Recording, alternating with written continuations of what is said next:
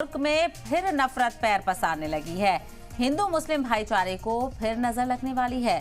फिर नफरत अंगेज बयान वायरल होने लगे हैं। फसाद और तशद्दुद की गर्म हवा चलने लगी है। ये दिल्ली है जहां शदीद गर्मी के साथ नफरत की गर्म हवाएं भी चल रही हैं। अगर पुलिस जल्द अज जल्द कार्रवाई नहीं करेगी और एक्शन मोड में नहीं आती है तो डर है कि कहीं देर ना हो जाए, क्योंकि खबर ही ऐसी है जो डराने वाली है। दरअसल दिल्ली के संगम विहार इलाके में मुबैना गौकशी को लेकर तनाव बढ़ गया है। संगम विहार की गुप्ता कॉलोनी का ये मामला है, जहां पर हिंदू तंजीमों ने मुजाहरा किया। इसी बीच एक लीडर का वीडियो भी वायरल हो रहा है, जो पुलिस के सामने ही मुसलमानों के कत्ल की धमकी दे रहा है। वीडियो वायरल होने के बाद संगम विहार के मुसलमानों ने पुलिस को शिकायत दर्ज कराई और डर जाहिर किया है। ये डर की बात है भी, आखिर इस तरह के बयान के बाद अब तक सख्त कार्रवाई क्यों नहीं हुई है?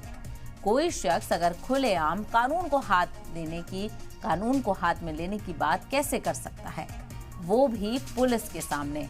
आज हम इसी टॉपिक पर अपने मेहमानों से बात करेंगे। आखिर मुल्क में नफरत नॉन स्टॉप क्यों है? अपने मेहमानों से बात करने से पहले हम आपको बता दें कि सलाम टीवी इत्तेहाद और भाईचारे की पैरवी करता है। सलाम टीवी चाहता है कि मुल्क में अमन का माहौल खराब ना हो, अमनो अमान बरकरार रहे और जो अमन के दुश्मन हैं उनके खिलाफ सख्त से सख्त कार्रवाई होनी चाहिए।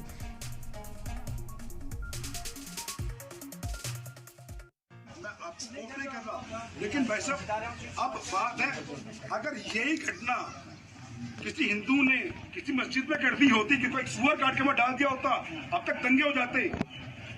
ये हिंदू मेरा सहनशील अभी तक सेंसिटिव मसला है, इसलिए भाई साहब मैं कह रहा हूँ, सिर्फ मैं डीसीपी साहब को ही बोल दिया है, मैंने कमिश्नर साहब को भी फोन कर दिया मैंने, संजय जी को। भाई साहब 48 घंटे हैं, 48 घंटे में आपको जो करना कर दो। नहीं तो भाई साहब 48 घंटे बाद यहाँ पे 1.5 लाख मुसलमान है या 2 लाख मुसलमान है।